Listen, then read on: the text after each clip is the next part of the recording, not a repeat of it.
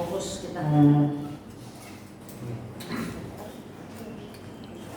Oke, selamat siang. Mari bangkit berdiri.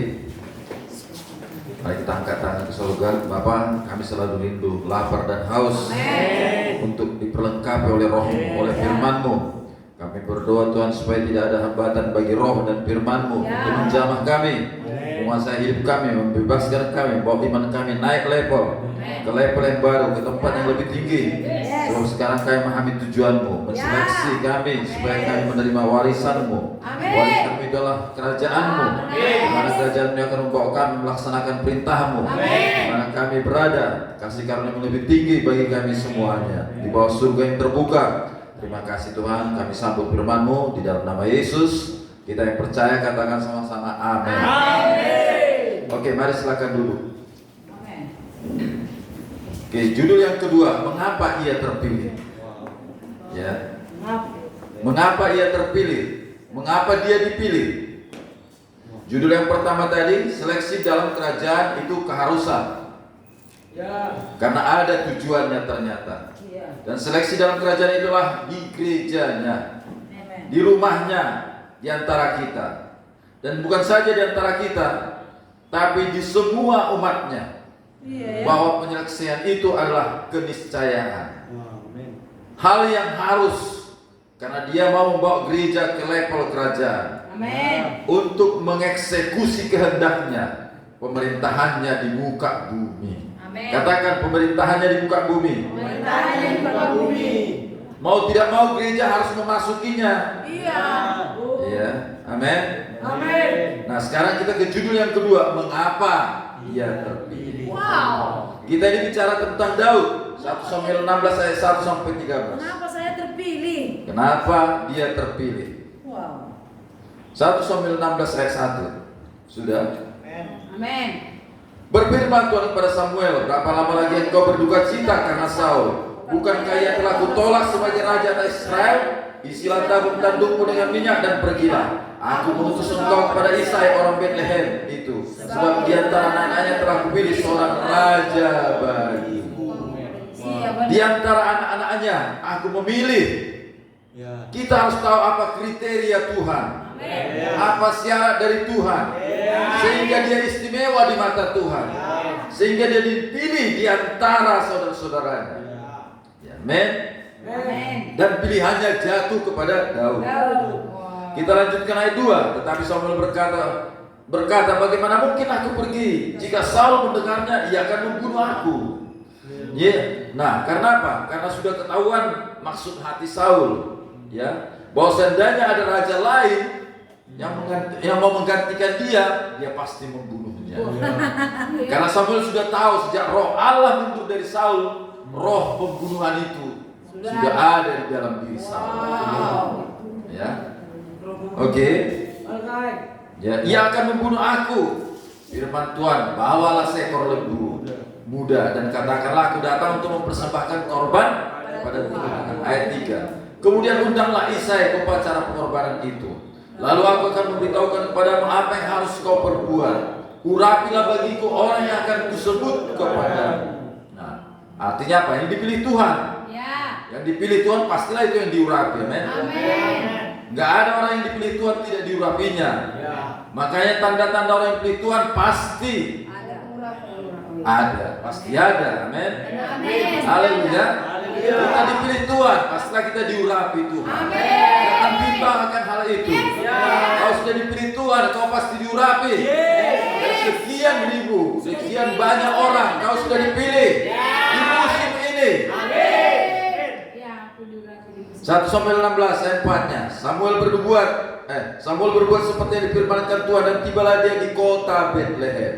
Para tua-tua di kota itu datang mendapatkannya dengan gemetar dan berkata, adakah kedatangan membawa selamat? Jawabnya, ya benar, aku datang untuk mempersembahkan korban kepada Tuhan.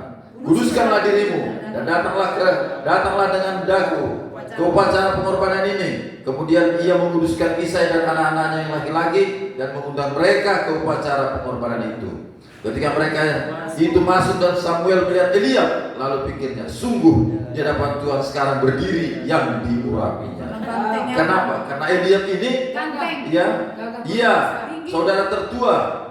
Samuel berpikir seperti Saul, tingginya sebau lebih tinggi dari orang-orang kebanyakan orang Israel. Ya, makanya Samuel berpikir inilah orangnya Tuhan. Ternyata tidak, saudara. Ya, ayat 7. Tetapi berfirman Tuhan kepada Samuel, jangan pandang parasnya atau perawakan yang tinggi seperti Saul, sebab aku telah menolaknya. Jadi kita harus memahami kriteria Tuhan memilih, bukan lagi karena penampilan, bukan lagi karena perawakan yang tinggi. Amin. Lanjut. Bukan yang dilihat manusia, yang dilihat Allah. Manusia melihat apa yang depan mata, tetapi Tuhan melihat hati. Melihat hati. Ayat 8. Lalu Isai memanggil Aminadab dan menyuruhnya lewat depan Samuel. Tapi Samuel berkata, orang ini pun tidak dipilih Tuhan. Kemudian Isai menyuruh Sama lewat. Tapi Samuel berkata, orang ini pun tidak dipilih Tuhan. Samuel cepat belajar, saudara, bahwa Tuhan tidak melihat penampilan. Oke.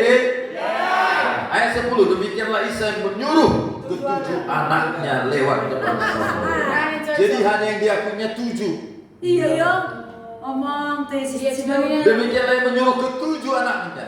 Iya ya Tuhan. Daud. Iya. Pada si Daud. Ayo Pak masih Daud. Tetapi Samuel berkata kepada Isai, semuanya ini tidak dipilih Tuhan. Ya. Banyak yang dipanggil, sedikit yang dipilih. Seleksi selalu ada. Ayat 11. Lalu Samuel berkata kepada Isai, inikah anakmu semuanya? Jawabnya, masih ada. Karena masih keluarganya 7. Ya, masih tinggal yang bungsu, tetapi sudah menggembalakan kambing domba. Kata Samuel kepada Isai, suruhlah memanggil dia, sebab kita tidak akan duduk makan sebelum dia datang kemari. Kemudian disuruhnya menjemput dia. Ia kemerah-merahan, matanya indah, parasnya elok. Lalu Tuhan berfirman, bangkitlah, urapilah dia, sebab inilah dia. Samuel mengambil tabung tanduk yang berisi minyak itu dan mengurapi Daud di tengah-tengah saudara-saudaranya. Ya, siapa yang pilih Tuhan dan diurapinya? Di antara saudara-saudaranya, Daud. Ya, lihatlah, kadang-kadang lihat Tuhan ini enggak menjaga hati loh. Iya ya. Tidak mandang muka dia. Ya. Tidak menjaga perasaan orang dia. Iya. Orang itu kan ganteng-ganteng. Iya kan? Daud kecil. Daud kecil. Ya, nggak menjaga perasaan si Eliab dia. Iya tersinggung kan? Eliab bisa tersinggung loh. Aku juga. Ganteng aku. Aku yang paling tua, Tuhan, kata dia. Bisa aja kan? Aku yang paling lama di PTK, di Pontar Bantin Kebenaran. Karena Tuhan lihat kriteria. Sejak hari itu dan seterusnya, berkuasalah Roh Tuhan. Lalu berangkatlah Samuel menuju Rama. Mengapa Tuhan memilih Daud? Apa yang istimewa dari Daud sehingga Daudlah yang dipilih di antara saudara-saudaranya? Padahal Daud itu belum prajurit, nggak prajurit. Dia hanya penggembala domba. Umurnya mungkin belum cukup. Eliab udah jelas tentara dia, tentara nasional Israel. Iya. TNI juga ya. Tentara juga semua orang itu nama. Aminadab prajurit. Iya. Sama prajurit. Iya. Daud hanya apa? Penggembala. Yang paling bungsu dan tidak masuk dalam kartu keluarga. Ya Tuhan. Ya. Karena apa? Karena Daud dikandung dalam dosa. Rupanya ini dia ceritanya. Ya. Daud lahir dari istri yang berbeda, yang tidak diinginkan. Aman Tuhan. Nanti kita ada khusus untuk itu. Ya, oke. Makanya dia nggak masuk dalam kartu keluarga. Takut masuk nanti yang ikut mengambil warisan. Berantem nanti orang itu. Aduh. Nah, tetapi apa istimewanya Daud di antara saudara-saudaranya itu? Ini pertanyaannya. Iya ya. Ayat 7.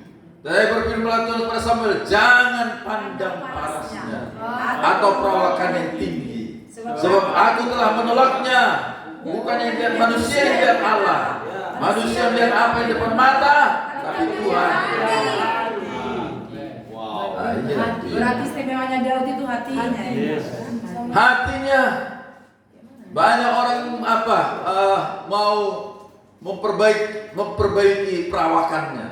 Iya, Ya, supaya tambah hidungnya supaya lebih mancung. Ya, Itu hanya apa? Mencari perhatian manusia. manusia, lihat manusia. Supaya cantik lihat manusia. Supaya lihat Tuhan bukan itu, hati. Iya. Makanya gak usah susah-susah lah di situ. Jadi yang istimewa dari Daud adalah hatinya. Dan yang istimewa darimu itu juga hatimu. Nah, sekarang mau bertanya, bagaimana rupanya hati Daud? Ya. Gimana rupa hatinya sama? Kenapa rupanya hatinya? Sama-sama punya hatinya kita. Ya. Iya kan? Iya. Kita juga punya hati. Daud memuji Tuhan, kita juga memuji Tuhan. Daud berdoa, kita juga berdoa. Bisakah saya dipilih Tuhan seperti Daud? Karena saya juga punya hati yang sama seperti hati yang sama mengasihi Tuhan. Mungkin terlalu umum lah kalau kita gambarkan hati seperti itu. Saya akan membantumu hari ini supaya kau melihat bagaimana Tuhan melihat ini. Yes. Sehingga kau punya kemampuan mengukur hati seperti apa yang dilihat Tuhan. Amin. Amsal 20 ayat 27. Seperti apa rupanya yang dimiliki Daud, dan hatinya seperti yang supaya hatinya seperti yang supaya kau miliki juga hati seperti itu. Ya. Amsal 20 ayat 27.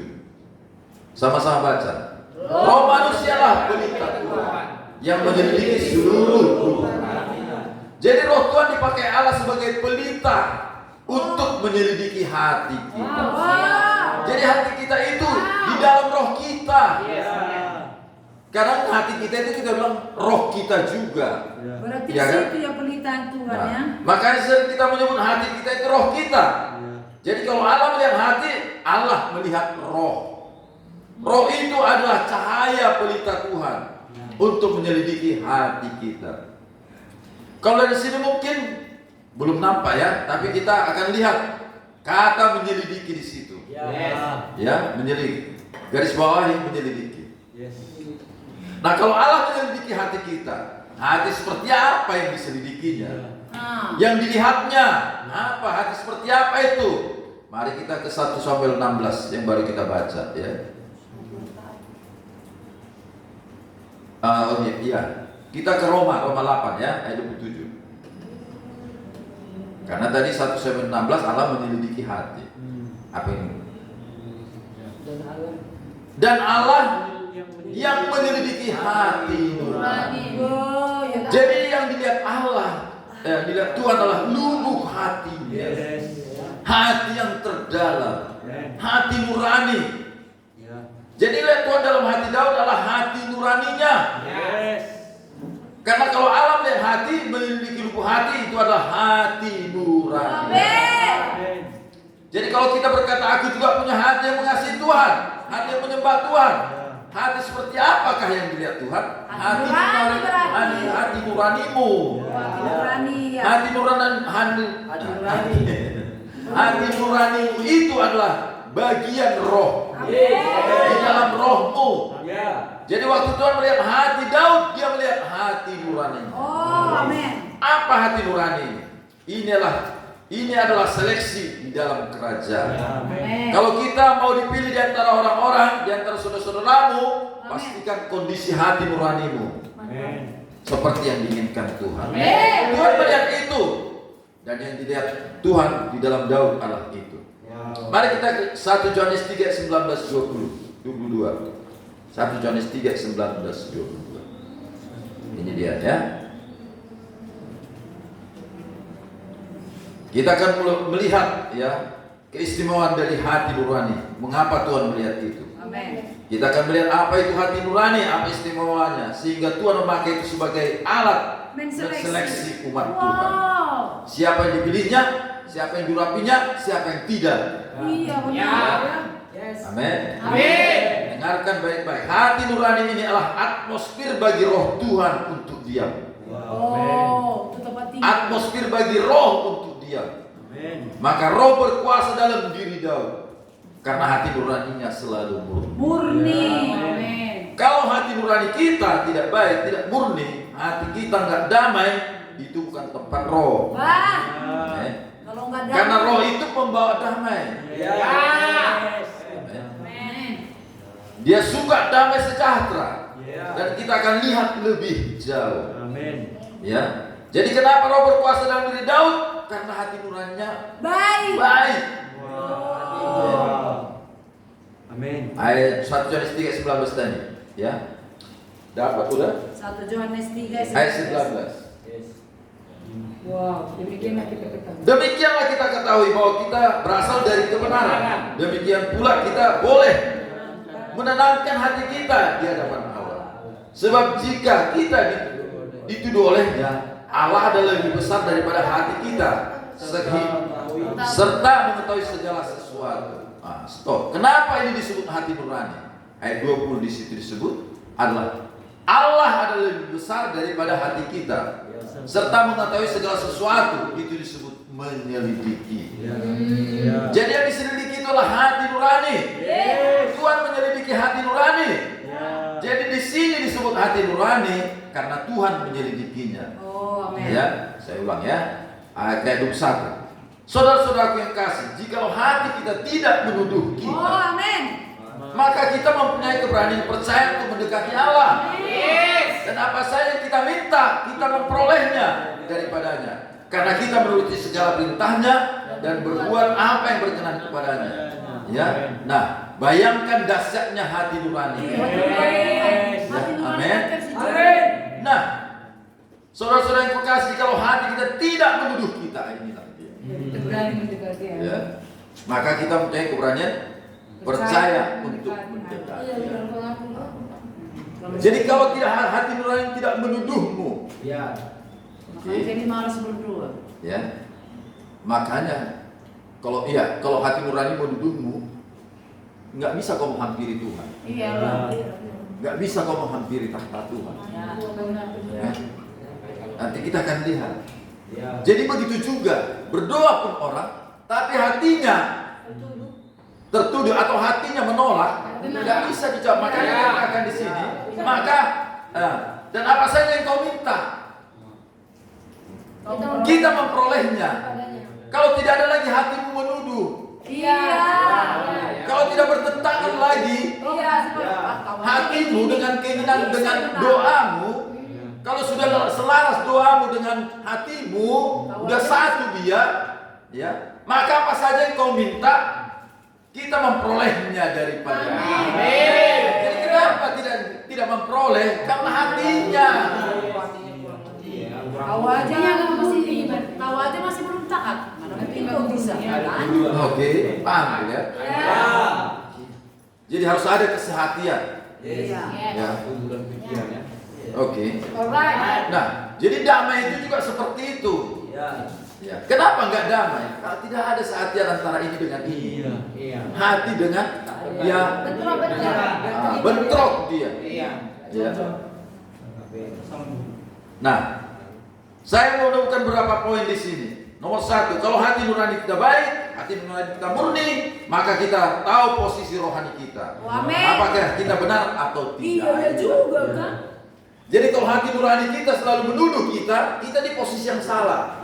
Nanti kita bilang baik. Kita tahu posisi kita. Benar Ya, benarnya aku ini. Ya. Kalau seperti itu tidak benar. Iya. Makanya banyak orang nggak mengetahui posisi rohaninya benar atau tidak. Sehingga dia nggak tahu dia harus berubah. Nggak pengen berubah. Nggak pengen berubah. Karena dia merasa Ya. benar. Problemnya di mana? Di hati Di hati nuraninya. Ya. Kenapa? Dia merasa itu biasa saja. Iya.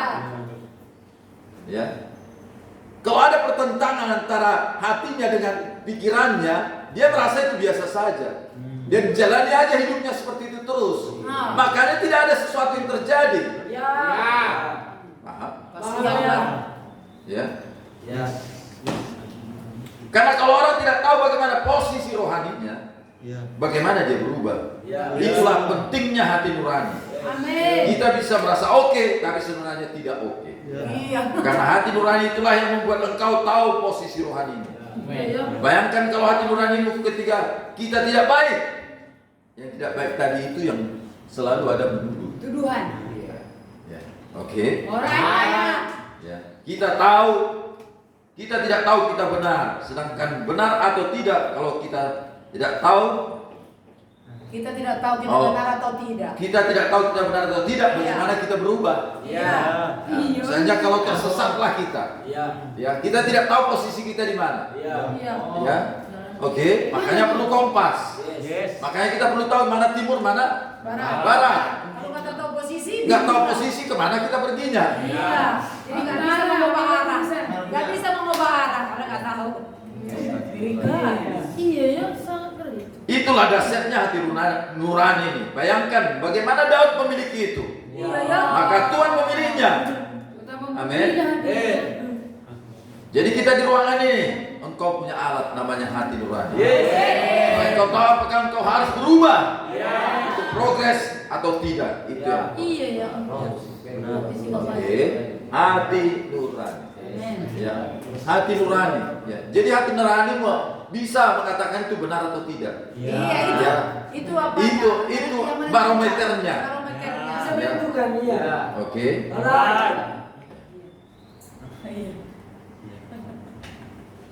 Makanya kalau nggak ada agama pun, kalau ada hati nurani, Bisa ke surga. bisa Iya dia ya. hidup benar. Dia dapat. Iya. Kalau hati nurani terus memimpin, tapi kadang, ya, Ada itu hukumnya. hukum agama melanggar hati nurani. Bahaya. Bahaya. Menentang hati nurani. Udah hati nurani setiap orang, misalnya nggak mau diselingkuhi, ya. Tapi ada agama yang mengizinkan untuk Nggak begini gini dua. Tidak begini dua. Poligami. itu apa namanya? Karena tidurani. Nomor 2, kalau hati nuranimu baik, hati nuranimu murni, hatimu tenang, damai di hadapan Allah. Tahu kalian banyak orang nggak bisa berdiri di hadapan Allah di dalam terang yang bercahaya karena ada yang tersembunyi di dalam dirinya. Iya. Makanya orang hati nuraninya baik, ya dia berani mendekat kepada Tuhan. Ya. Ya. Makanya di musim lalu kalau kita berdosa kadang kan Ditampung dulu ditampung setengah jam, dulu setengah jam. dengan segala cara. Baru bisa dapat dari Ya, Tuhan. baru hati kita tidak menuduh lagi, udah tenang, baru kita bisa masuk Betul. hadirat Tuhan. Nangis-nangis dulu. Nangis Kayak lagi. memakan Harun. Ya. Jadi kalau hati nuraninya baik, dia tenang di hadapan Allah. Dia punya keberanian mendekat. Dia tidak tertuduh. Kedamaian sejati berasal dari hati nurani yang baik. Hati nurani nomor 3, hati nurani adalah alam untuk mengingatkan tentang jalan-jalan Tuhan. Oh, iya benar, salah itu. Alarm, Iya. awareness ya, Jangan di sini. awareness ya, alarm, nah itu tadi. Men. Jadi ini bisa menuntun kita, hati nurani penuntun kita. Udah salah Ya. kalau bilang.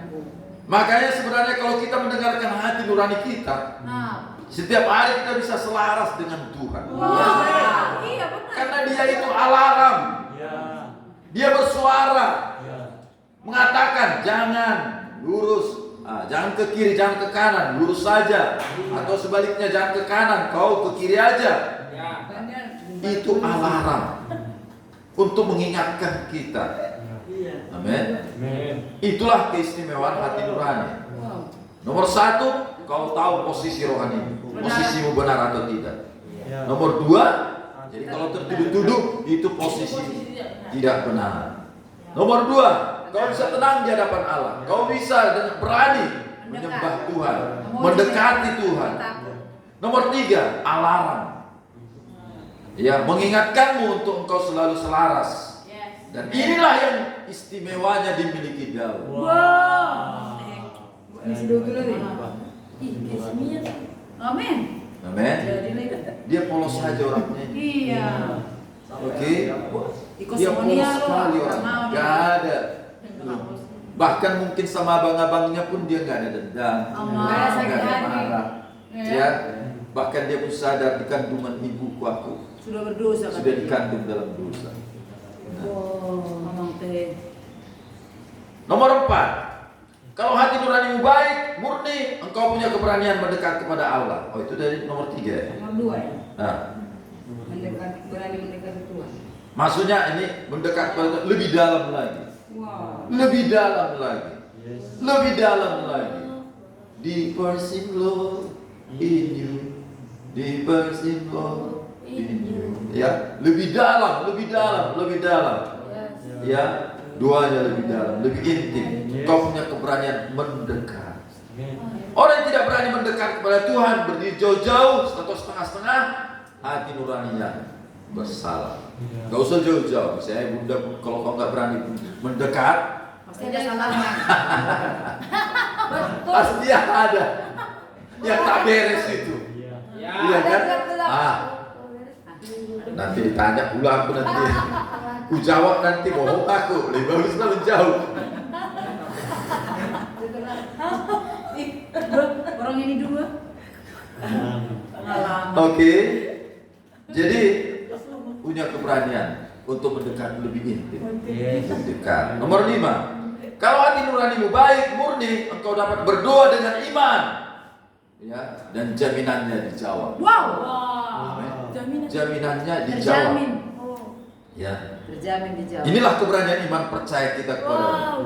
Kalau kita minta kepadanya, maka Tuhan akan menjawab kita. Berani kita. Amin. Ya, adanya ayatnya. Coba buka dulu 1 Yohanes 5 ayat 14 satu ayat. Ya, coba 1 Yohanes 5. Amin. Jadi bilang kebenaran. Dan inilah keberanian percaya kita kepadanya, yaitu bahwa Ia mengabulkan doa kita. Kalau kita minta sesuatu kepadanya, menurut benar. Ada keberanian kita. Karena kita merasa apa? Merasa kita benar, layak, percaya diri. Ya. Inilah kalau hati nuranimu. Beres. Benar. Tapi kalau enggak, Gak berani ngomong. Dijawab nih. Nomor 6, hati nurani yang baik, yang murni, memberikan kemampuan untuk menuruti perintah. Punya kemampuan untuk menuruti perintahnya. Oke. Nomor 7, kalau hati nurani baik, murni, engkau mampu berbuat apa yang berkenan kepadanya. Wow, sama lagi. Dan inilah yang dimiliki oleh Daud. Daud. Ya, dan itu yang membuat Tuhan memilih Daud di antara saudara-saudara. Dan itulah yang dimiliki. Ya. Iya kan? Lihat aja Elia, waktu Daud datang sudah langsung marah dia. Ya, waktu padahal Daud hanya mau mengantarkan makanan, ya kan? Iya. Ya. Ngapain kau? Ngapain kau? Pasti kau lihat perang. Sana balik ke Padang. Lihat kambing kita. Mudah-mudahan dia dibeli Tuhan. Itulah keistimewaan hati Daud. Dan itulah yang membuat Tuhan memilih Daud di antara saudara-saudaranya.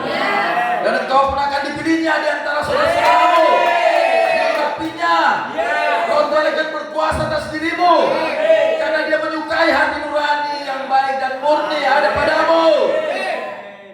Jadi kalau kita tahu caranya bagaimana cara Tuhan memilih orang-orang di kerajaannya, kau bisa memposisikan hati.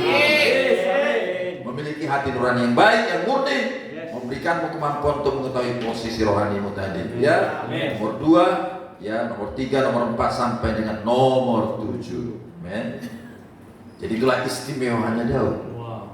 Ya, orang yang tulus. Biasa orang yang hati nurani murni ini orangnya tulus. Dia percaya sama orang. Nggak ada curiga-curiga sama orang. Ya, oke, alright. Murni. Saya akan lebih jauh bicara tentang hati nurani. Bagaimana menjaga hati nurani kita tetap murni. Pernahkah kalian bertanya supaya kita bisa memilikinya? Ya. Hati nurani kita tetap murni hanya oleh darah Tuhan Yesus. Ibrani 9 ayat 14. Di sini disebutkan darah Tuhanlah satu-satunya alat menyucikan hati nurani kita. Itu sebabnya sangat istimewa. Amin. Tapi kalau kita hanya berkata hati-hati supaya punya hati, hati seperti apa? Hati nurani, ya. Ayat Ibrani 9:14. Betapa lebihnya darah Kristus yang oleh Roh yang kekal telah mempersembahkan dirinya sendiri kepada Allah sebagai persembahan yang tak bercacat. Sama-sama. Akan menyucikan hati nurani kita dan berbuat keburukan sia-sia sampai kita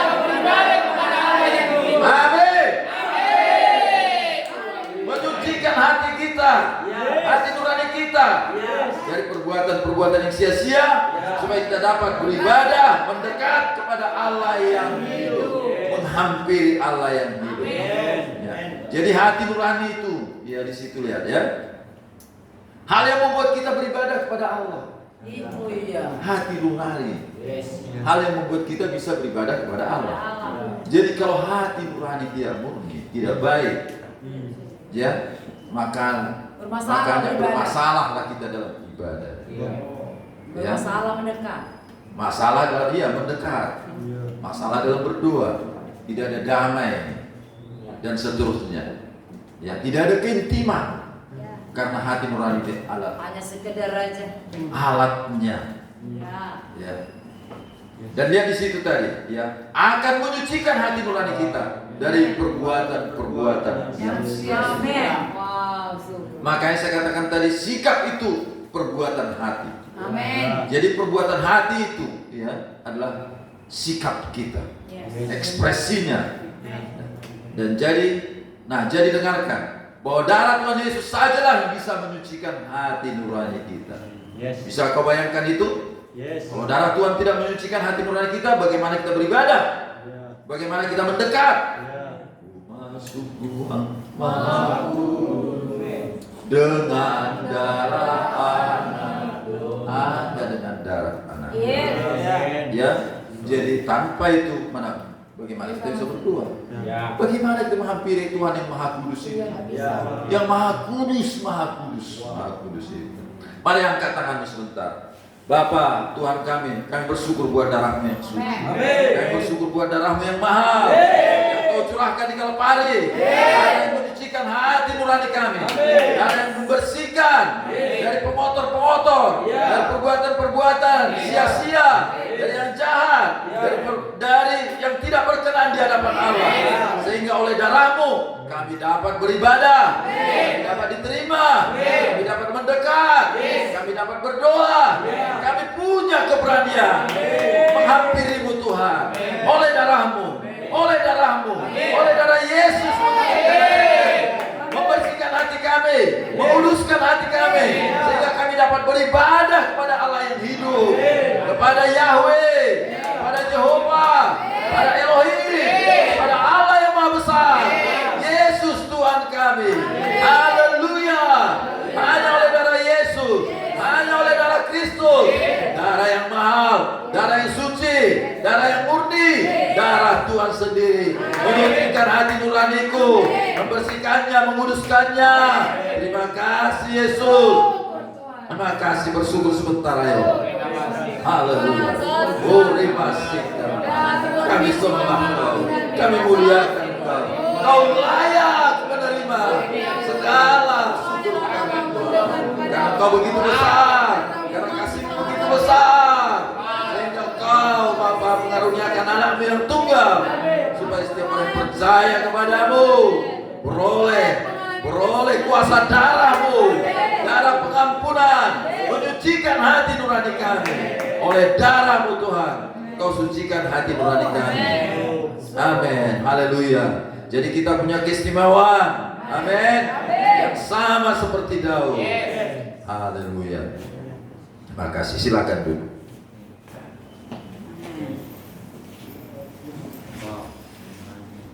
Kalau seperti itu, sudah seperti itu, engkau akan dipilih seperti Daud. Karena hati nuranimu sudah dibersihkan, sudah dimurnikan. Amin. Oleh apa? Oleh darah. Ya, kita bisa mendekat, kita bisa beribadah, berdoa, bisa intim. Posisi kita, posisi anak Allah. Katakan posisiku, posisi anak Allah. Amin. Kalau anak, ya beroleh warisan lah. Jadi kita tahu apakah kita benar atau tidak. Karena hati nurani kita tidak lagi menuduh kita, karena kita sudah disucikan oleh darah Tuhan. Ya, kalau enggak menuduh, pendakwa ada pendakwaannya. Ini penting bagi perjalanan kita mengikuti Tuhan. Amin. Karena kalau hati nurani kita terkontaminasi, terkamiri, tidak lagi murni, maka perjalanan kita pun akan bermasalah. Ibadah kita bermasalah. Setiap kita datang, ya, kita selalu bergumul dulu. Bergumul dulu. Tapi kita puji Tuhan, di musim yang baru ini, kita nggak perlu lagi bergumul. Oleh kebenaran, oleh pengertian, oleh iman, kita orang benar, orang kudus. Kau bisa langsung ke tahta Tuhan. Amin. Roh Tuhan tidak diam di hati nurani yang kotor, karena hati nurani yang kotor sama dengan hati yang kacau. Tidak ada damai. Ya.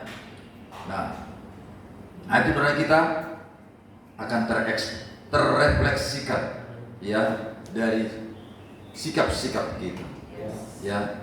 Jadi jagalah itu supaya selalu murni. Amin. Di awal dibersihkan oleh darah Yesus. Yes. Dan memang selalu harus dibersihkan oleh darah. Amin. Tidak ada jalan lain. Ya. Pertanyaannya sekarang, bagaimana supaya darah Tuhan itu selalu bekerja padaku? Supaya dia selalu menyucikan hati nuraniku. Karena bisa saja dalam perjalanan ada suatu hal dalam hidup kita yang membuat kita tidak murni. Karena kalau hati kita tidak murni, tidak suci, ya, bagaimana kita beribadah kepadanya? Hanya darah Tuhan saja yang bisa menolong kita. Yang lain tidak bisa. Ingat itu pesannya. Ibadahmu, doamu, puasamu, nggak ada itu kalau tidak disucikan oleh darah. Nurani yang murni. Amin. Jadi bisa saja dalam perjalanan rohani kita sesuatu terjadi. Ya. Jadi bagaimana engkau selalu bisa mengapply, ya, memakai darah Tuhan ini. Saya kasih engkau rahasianya bagaimana memakai darah Yesus, memakai darah Tuhan supaya hati nurani kita selalu murni. Sama seperti Daud. Karena kalau tidak, kita akan tereliminasi. Lama-lama nanti akan tereliminasi. Kalau terus di kondisi itu, nggak ada damai. Akhirnya dengan saudara pun nggak bisa lagi. Selalu terpinggirkan. Padahal prasangka saja. Iya kan? Selalu sikapnya nanti aku diasingkan, aku dibedakan, aku begini. Padahal karena apa? Karena nggak murni lagi hatinya. Ya. Dibumbu-bumbui lagi oleh apa? Oleh simbolis. Iya kan? Iya kan? Bumbu-bumbui kan simbolis kan? Polis, medsos, banyak warga. Sampai di mana tadi? Jadi orang-orang dalam kerajaan bisa terseleksi. Karena memang di tadi sesi 1 seleksi keharusan. Harus. Karena ini kerajaan. Nah, katakan kanan kiri, hati nurani adalah alat seleksi yang berikut dalam kerajaan Allah. Kalau hati nurani seorang bermasalah, dia terseleksi dalam kerajaan. Tapi kalau hati nuraninya murni, dia akan dipilih di antara saudara-saudaranya. Seperti Daud. Kau mau dipilih seperti Daud? Hati nuranimu indikasinya. Itu ukurannya. Jadi bagaimana saya selalu mengapply darah Yesus every time, every day, setiap hari, ya setiap saat. Bagaimana caranya? Rahasianya. Sehingga kau selalu memiliki hati nurani yang murni, yang baik dan tajam. Nomor 1. 1 Yohanes 1 jawabannya. 1 Yohanes 1. Jadi untuk memakai darah Tuhan bukan hanya bilang darah Yesus. Darah Yesus. Engkau nggak bisa perintah darah Yesus. Musim lalu kita seperti itu ya kan? Darah Yesus. Ya, memang adanya kuasa. Luar biasa kekuasaan. Tapi kita harus masuk lebih pengertian lagi. Memang setan takut sama darah Yesus. Ya. Tapi dia bukan karena perintahmu. Darah Yesus yang diperintah, dia dipakai. Bukan diperintah baru kau pakai. Ada syaratnya. Dan otomatis dia akan bekerja. Jadi bukan hanya bilang darah Yesus, baru dia bekerja. Karena apa? Dia bekerja bukan karena perintahmu, tidak. Darah Yesus otomatis bekerja kalau kau tahu caranya. Kenapa? Darah Yesuslah satu-satunya yang menyucikan hati nurani kita. Amin. 1 Yohanes 1 ayat 7.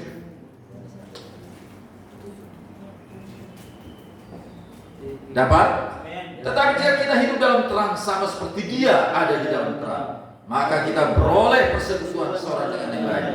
Dan darah Yesus anaknya itu menyucikan kita dari segala dosa. Nah, kalau dikatakan darah Yesus menyucikan kita dari segala dosa, berarti yang disucikannya apa? Hati nurani. Hati nurani. Disucikan dari perbuatan sia-sia. Karena hati nurani adalah tempat darah Tuhan menyucikan. Dan kalau kita lihat di situ darah Yesus otomatis bekerja saat engkau hidup dalam terang.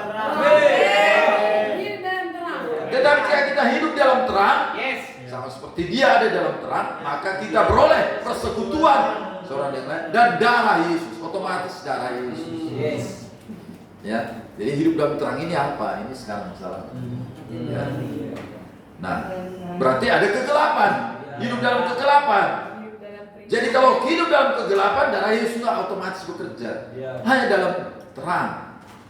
Nah, kita berarti begini, darah Yesus, ya, darah Yesus tidak akan bekerja kalau di daerah yang salah, di area yang salah. Kalau dalam gelap, kalau dalam remang-remang, harus di area terang. Masuk ke remang-remang. Untuk engkau mengalami kuasa dari Yesus, engkau harus pindah ke alam terang. Ayah, aku percaya yang kau katakan, tapi hidup dalam terang, apakah hidup di bawah lampu? Jalan. Di bawah matahari? Bukan. Di bawah lampu sorot? Bukan. Hidup di bawah otoritas ayah. Jadi gak boleh lagi hidup di dalam gelap? Bukan itu maksudnya. Itu. Ya, dalam terang adalah hidup mengakui keadaan. Jujur dia dapat. Jujur Tuhan. mengakui keadaan hati. Tuhan. Aku lagi begini tuh. Aku lagi begini tuh. Jadi terang. Ayat 9 ini kuncinya. Jangan dibilang benar yang Ya. Tuhan. Ayat 9. Ini juga ayat hafalan ini. Jika kita mengaku dosa kita, ya, mungkin engkau sedang melakukan dosa, keadaan hatimu harus kau akui. Posisimu harus kau akui. Kalau kau enggak lagi enak, ya, akui dengan Tuhan. Enggak enak kau perasaanmu dengan orang atau dengan siapapun, akui. Ya. Nah, kalau kau melakukan dosa, akui dengan Tuhan. Karena enggak ada yang tersembunyi dalam terang. Iya. Maka Ialah setia dan adil sehingga Ia akan mengampuni segala dosa kita dan menyucikan. Pakai apa? Darah Yesus. Ya, otomatis darah bekerja, darah Yesus bekerja. Ya. Kalau dia Jadi jika kita mengaku dosa kita, maka otomatis bekerja darah Yesus. Ya. Jadi bukan di bawah lampu, bukan. Dalam terang bukan di bawah lampu, bukan di bawah terik matahari, bukan di bawah lampu sorot. Tuhan, aku hatiku merasa gak enak Tuhan. Dengan si A, si B. Jamah hatiku Tuhan. Tolong hatiku. Itu dalam terang. Langsung beres. Langsung disucikan darah Iya. Yesus. Waktu kau mengungkapkan itu, darah Tuhan langsung bekerja. Karena pengampunan selalu tersedia. Kenapa gak gampang aja mengaku ya? Padahal itu mendatang. Darah Tuhan selalu tersedia. Kenapa gak kau ambil? Apa susahnya mengaku? Iya. Toh hanya engkau dengan Tuhan saja kok. Ya kan? Yang pertama kau dengan Tuhan aja kan? Tuhan, aku lagi marah dengan siapa? Aku begini, aku begini. Nah, udah. Kau masuk dalam terang. Hanya jujur tadi. Iya. Jujur mengakuinya. Ya, atau berdosa juga. Ya.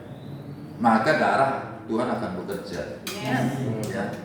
Makanya ketika hati nurani berbunyi, nah itulah alarm tadi. Posisimu salah. Ya, aku mengaku. Langsung darah Tuhan kita bekerja. Wow. Dengarkan, hanya satu area di mana tidak bisa dijamah oleh iblis. Area apa itu? Terang. Area terang. Iblis masuk. Wow. Jadi kalau engkau mengaku seperti ini, iblis tidak bisa menjamahmu. Iblis tidak bisa menyentuhmu. Kuasa kegelapan tidak bisa menyentuhmu. Aduh. Apa salahnya sih? Haleluya. Jadi jangan hanya langsung mengusir setan. Padahal kau tidak tahu kondisi hatimu gimana. Dalam Padahal dia lagi marah. apply dulu darah Tuhan. Amin. Akses dulu darah Yesus. Jujur posisimu. Mengaku dulu baru ada akses darah Yesus. Mengaku dulu jujur. Langsung darah Yesus bekerja.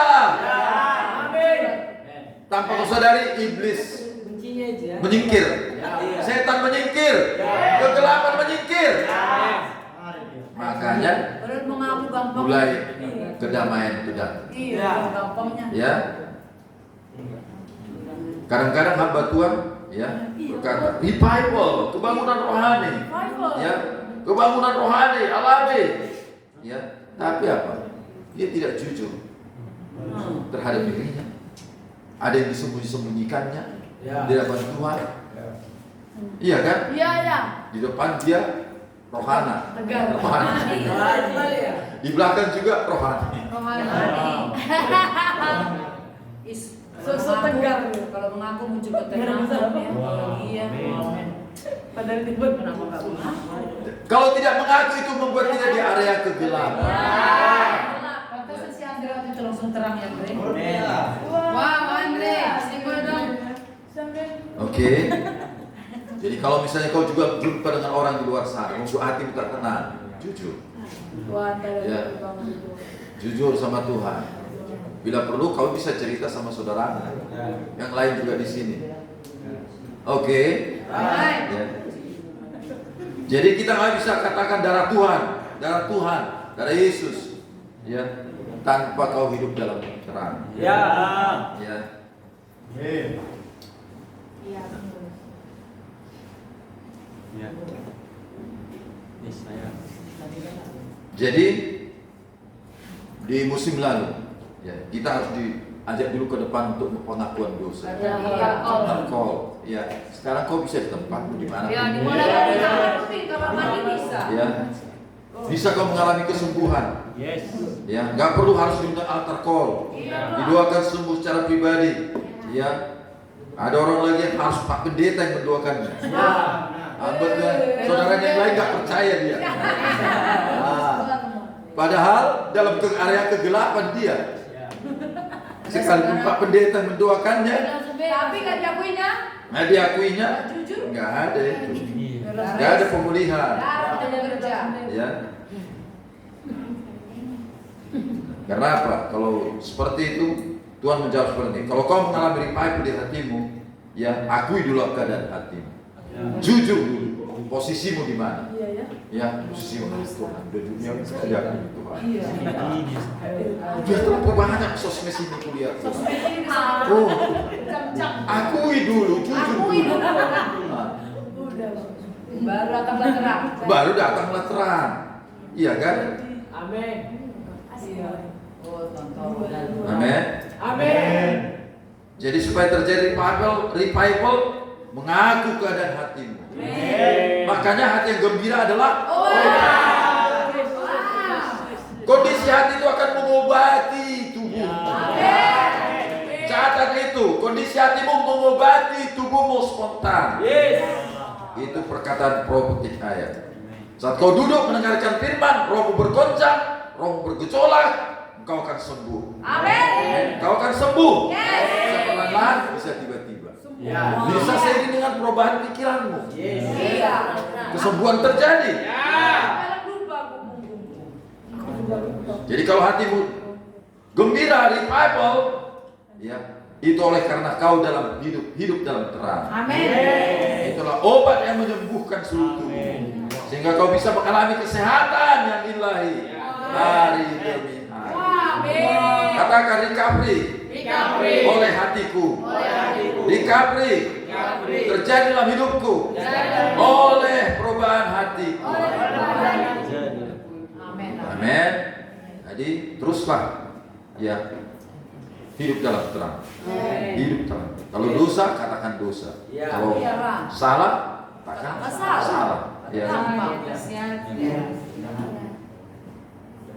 Orang bisa berdoa lama, tapi hatinya nggak revival. Iya, yang 2-3 jam, tapi nggak ada tuh. Nggak ada.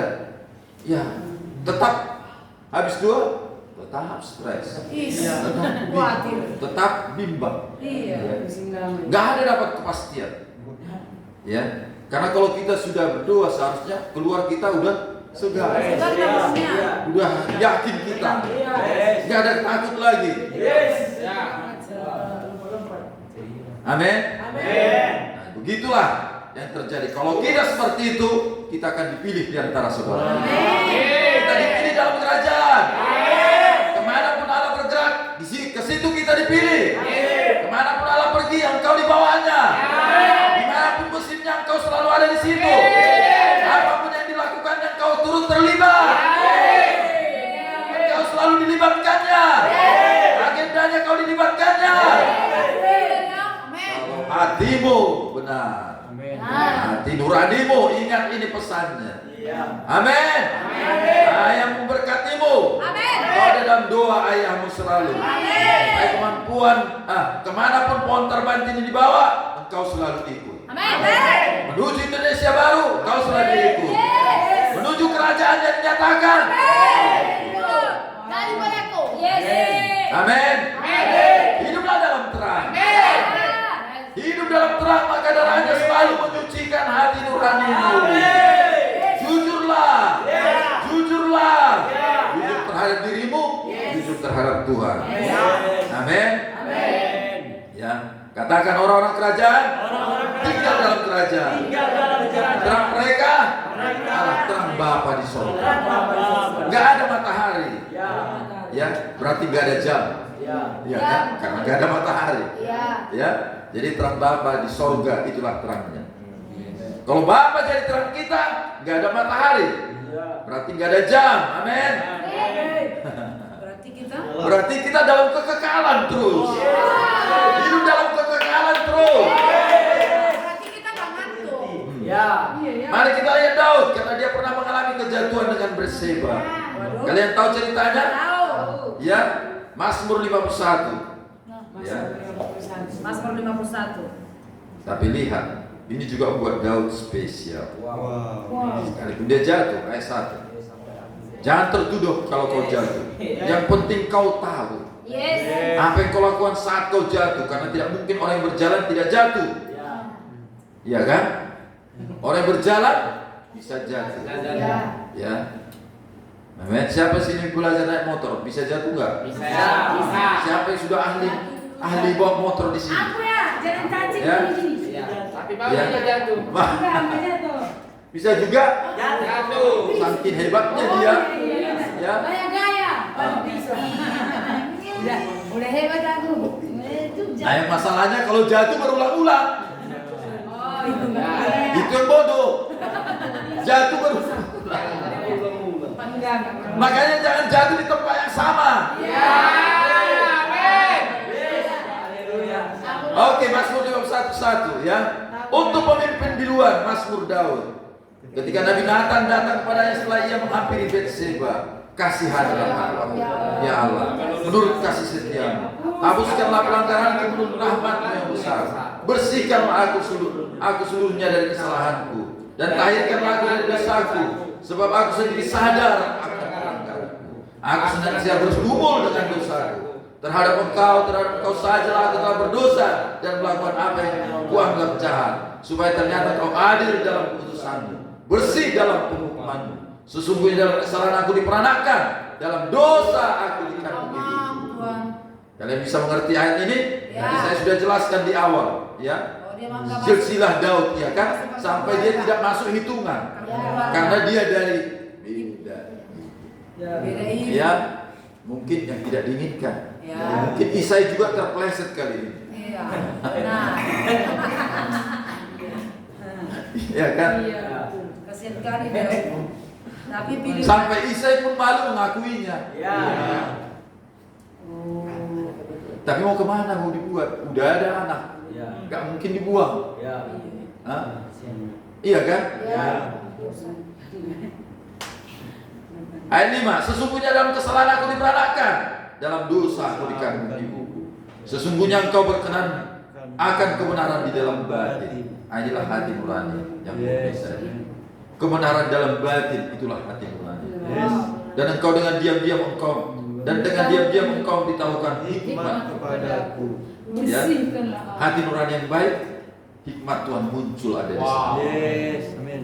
Bersihkanlah aku daripada dosaku dengan hisop.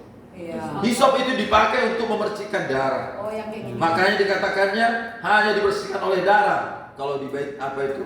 Iya.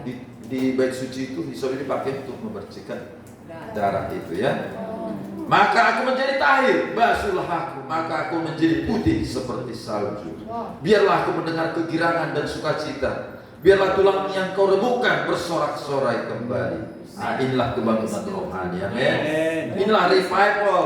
Amin. Karena engkau mengakui, Yes. Daud mengakui, karena engkau mengalami darah Tuhan, pastilah bersorak-sorai, Yes. bersukacita.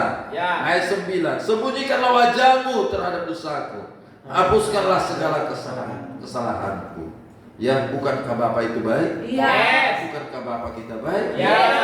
Jadikanlah hatiku tahir ya Allah, dan perbaharuilah batinku dengan roh yang teguh.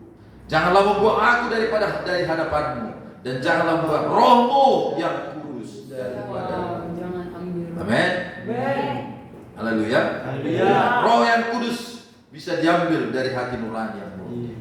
Kalau tidak ada roh Tuhan, ya, Nggak ada masalah. lah hidupnya. Janganlah ambil rohmu daripada.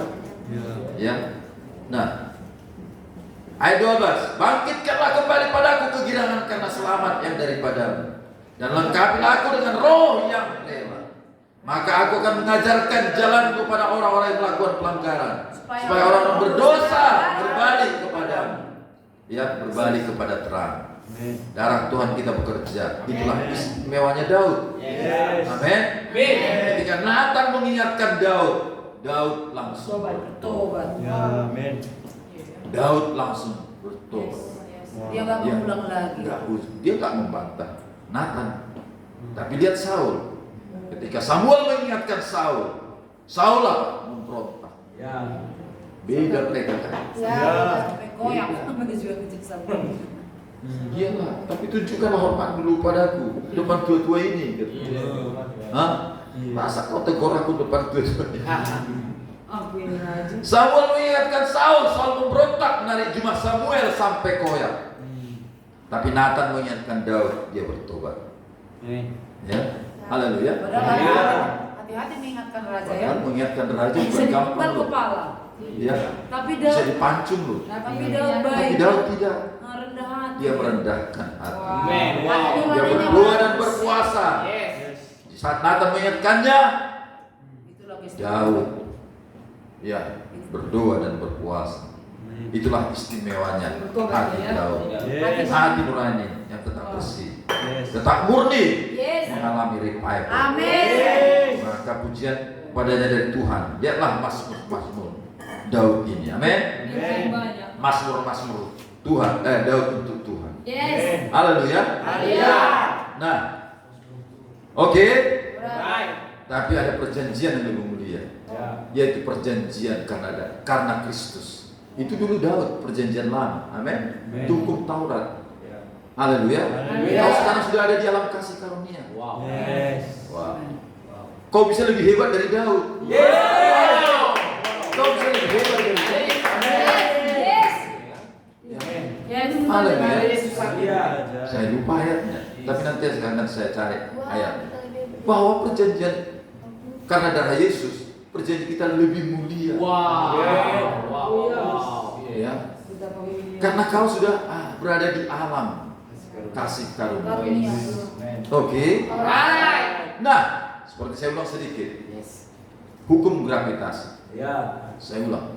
Kalau kau di luar angkasa, berusaha pun kau untuk apa? Untuk ke bumi susah. Ya, iya ya. Karena nggak ada gravitasi. Ya. Jadi di alam kasih karunia kau, ya, kau akan kesusahan berbuat dosa. Wow. Karena kau ada di mana? Di alam kasih karunia. Yes. Nah, lihat sebaliknya, kalau dia di alam dosa, di bawah hukum dosa, ya, dia akan kesusahan di melakukan kebenaran. Ya. Iya kan? Ya. Dia akan berjuang kali untuk benar, melakukan yang benar. Ya, karena dia berada di mana? Di bawah hukum dosa. Iya. Kau di bawah hukum kasih karunia. Hukum gravitasi kebenaran. Yes. Amin. Yes. Yes. Ya. Mungkin kau berusaha pun, ibaratnya apalah? Ibaratnya kita lah, kita kan DNA kita kan jalan kaki, Ya. ya. Untuk berenang kan kita harus berusaha kan, iya kan? Iya. Gak gampang kan? Ya. Begitulah untuk berdosa kau gak gampang lagi. Yes. Amin. Sekalipun kau usahakan untuk berdosa, gak bisa, karena kau selalu dibawa kepada kebenaran. Kau selalu dibawa kepada kebenaran. Kau selalu dibawa kepada kasih karunia. Iya ya. Karena DNA bukan lagi DNA Adam. DNA DNA Kristus. Yes. DNA Kristus. Yes. Hendaklah kau memandangnya demikian. Amin. Amin. Demikianlah kau memandang. Yes. Demikianlah aku memandang aku melati begitu. Kok nggak bisa lagi aku berdosa ya? Udah coba-coba untuk berdosa, aku nggak berdosa, nggak bisa lagi aku. Nggak ada lagi rasa, nggak ada lagi tertariknya. Ya, wow, indah kali hidup ini. Sembilan. Bang. Nah, oke lah. Siapa di sini yang pernah melakukan dosa seperti Daud? Ya, Apa yang sudah? Membunuh. ya, Mbak. Daud banyak dosanya, iya kan? Wow, mengambil istri Uria, membunuh Uria lagi. Ya, Rekayasa lagi. ya, rekayasa. Ya, Mengintip istri. rencana apa namanya itu kalau di Berencana. pembunuhan berencana, iya kan? Bisa pula kan dia bikin. Nah, Perzinahan ini. perzinahan. Dia membunuh. Tapi lihat ya, ayat 13, Kisah 13 ayat 22. Tapi kenapa dia bisa jadi raja yang hebat?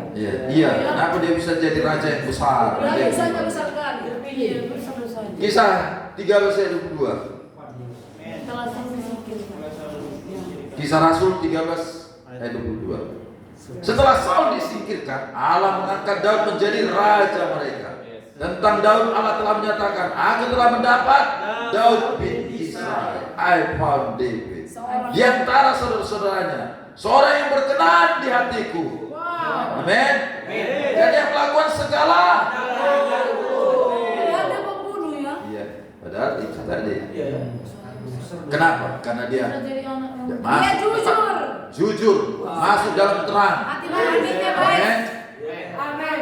Sehingga hati nuraninya selalu dimurni. Amin. Padahal dia melakukan dosa yang seperti itu, melakukan kejahatan yang seperti itu. Tetapi lihat, berkenan, berkenan. Ya. Amin. Apa yang berkenan? Yes. Dan Tuhan berkata, yang melakukan segala. Padahal dia merekayasa untuk membunuh Uria, berzina bersama Batseba. Bagaimana orang seperti ini disebut berkenan? Melakukan segala kehendakku. Mau tahu rahasianya? Ya. Lihat ini, Daud istimewa. Dan saya tahu sekarang, ya, hati ayah juga seperti itu. Puji diri ya, ya, puji Tuhan. Oke lah, tidak peduli apa kata kalian, ya, dan percayalah, ya, dari pagi ayah berdoa kenapa Yesus itu begitu sesat. Tidak ada dosa padanya. Memang dia di alam kebenaran. Yesus itu hidup di alam kasih karunia. Yes. Amin. Amin. Enggak ada bisa gravitasi dosa menarik dia. Haleluya. Indah sekali. Ya, indah sekali.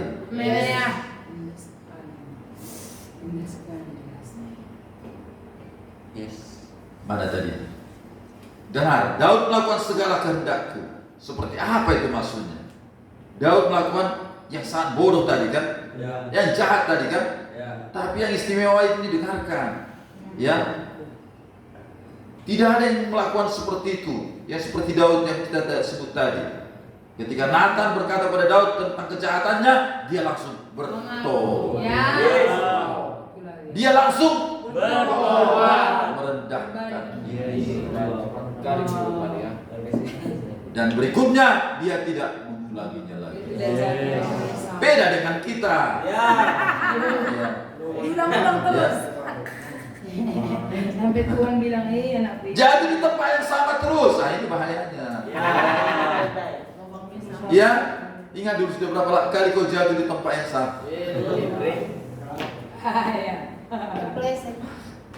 Terpeleset tapi berkali-kali. Itu hebatnya Daud, sekali bertobat dia bertobat. Yes. Tapi lebih hebat lagi kawan. Amin. Ayah mengatakan kepada Amin. kau sudah ada di perjanjian yang baru. Amin. Kenapa disebut perjanjian lama, perjanjian baru? Karena perjanjian baru lebih mulia daripada perjanjian lama. Haleluya. Kasih karunia lebih besar. Oleh imanmu. Oleh imanmu. Kau tidak perlu lagi jatuh bangun di situ. Wow. Kasih karunia-Nya. Oh, yang mengambil alih.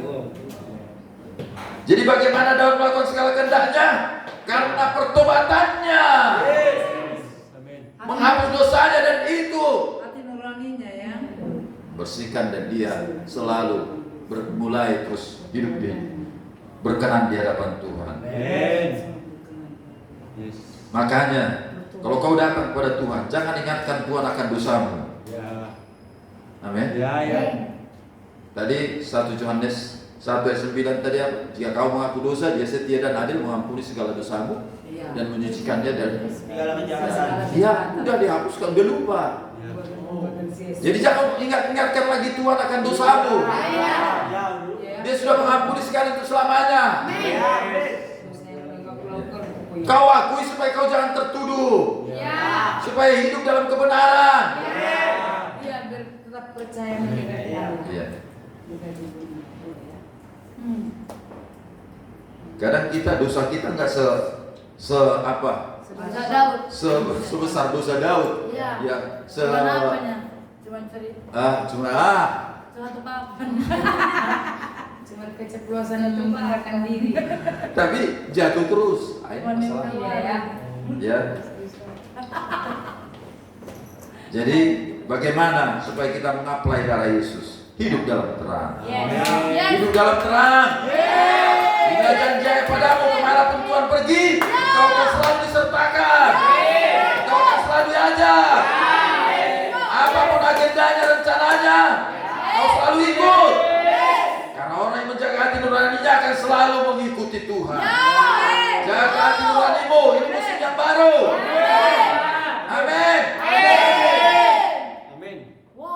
Makanya kalau kalian pergi keluar sana, sampaikan firman ini. Yes, Musim baru.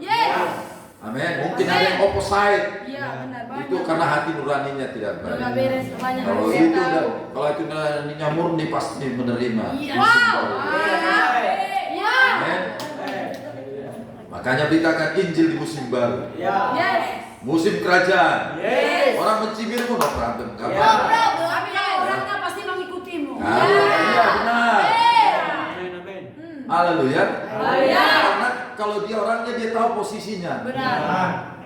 Aku ikut Iya sama benar orang yang ini. kau bilang selama ini aku udah kosong-kosong Iya, aja. iya. Ah. Mau ikut kalamnya. Iya gitu katanya. Karena posisi hatinya rindu.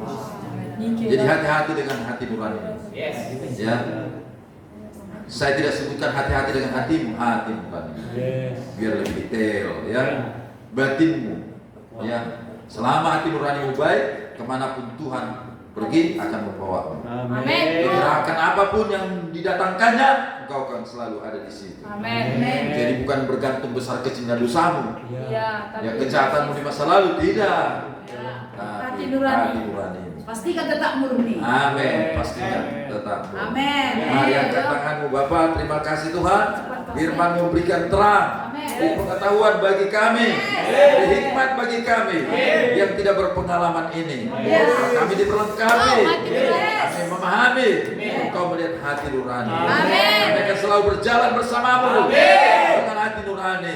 Kau akan selalu membawa kami dalam pergerakanmu, dalam musimmu.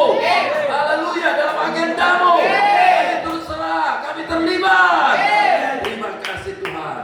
Terpujilah Engkau. Haleluya. Bapa, kami mengangkat tangan dalam iman supaya Engkau Tuhan mengurapi kami semua.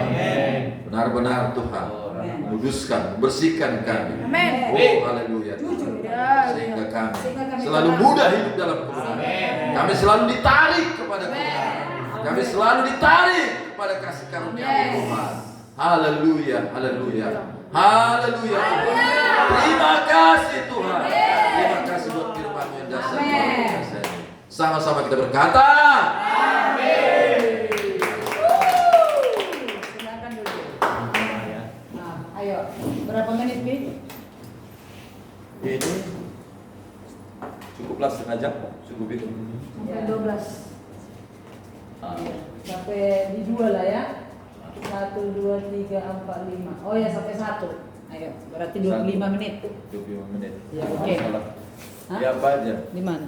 Di itu aja, di yang kanan aja. Angka 6. Ya. Enggak makan ya?